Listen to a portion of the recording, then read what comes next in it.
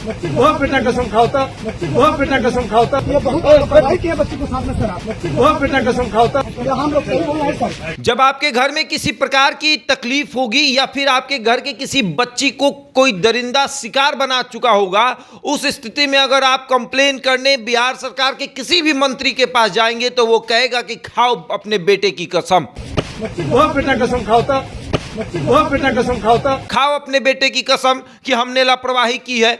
और लापरवाही चारों तरफ दिखेगी, यहां तक कि वो लापरवाही चीख चीख कर बोलेगी कि हमने लापरवाही की है, लेकिन मंत्री कहेंगे कि हमने लापरवाही नहीं की है। बल्कि लापरवाही ये बात कह देगी कि हम लापरवाह हो चुके हैं, लेकिन मंत्री कहेंगे कि हम बिल्कुल लापरवाह नहीं है, अगर है तो खाओ बेटे की कसम। और बीच सड़क पे इस तरीके से धक्का मारा जाएगा मानो जैसे आपने कोई पाप कर दिया हो। बिहार सरकार के उप मुख्यमंत्री और बिहार सरकार के एक ऐसे मंत्री जो उस क्षेत्र से आते हैं, वो मुजफ्फरपुर के कुढ़नी में गए हुए थे और वहां पर बलात्कार पीड़िता के परिजन जो हैं वो उप मुख्यमंत्री से बात करने की कोशिश कर रहे थे।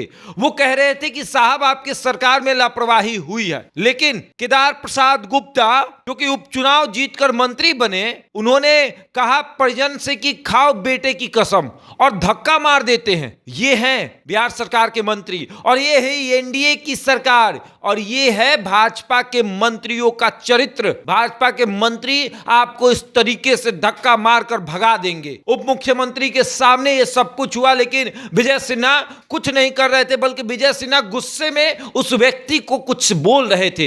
हाँ, हालांकि वो बातें माइक में उसकी आवाज नहीं आई, कैमरे में सब कुछ कैद जरूर हुआ, लेकिन क्या इस तरीके से होगा?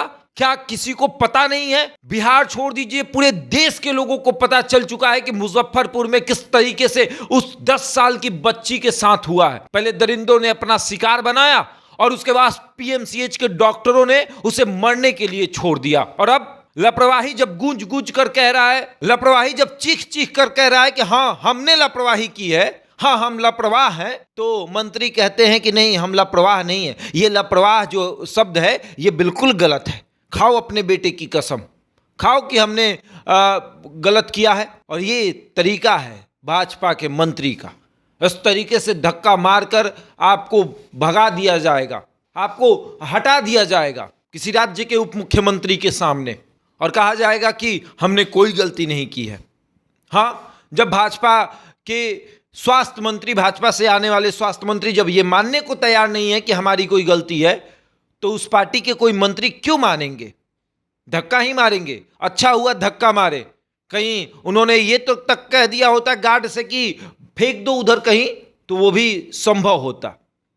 अच्छा है कि मंत्री ने धक्का मारा है, गार्ड से कह के कुछ और न करवा दिए होते। फिर वो दिन दूर नहीं जब आप अपनी समस्या को लेकर किसी नेता के पास जाएंगे तो आपको दौड़ा दौड़ा कर पीटा जाएगा। सड़क पे पीटा जाता है, लेकिन अगर किसी नेता के सामने आपने कह दिया कि ये समस्या है तो आपको दौड़ा दौड़ा के पीटेंगे। हाँ नेताजी, ये जरूर मत भूलिएगा कि 2025 में विधानसभा का चुनाव है और आप विधायक हैं और कुढ़नी विधानसभा से ही आप चुनाव लड़ेंगे। तब वो जनता आपको उस तरीके से जवाब देगी कि खाओ बेटे की कसम कि तुमने लापरवाही की थी या नहीं की थी। आगे देखिए क्या होगा। बहरहाल इस खबर में इतना ही। बने रहे हमारे साथ और देखते रहे द इंडिया टॉप।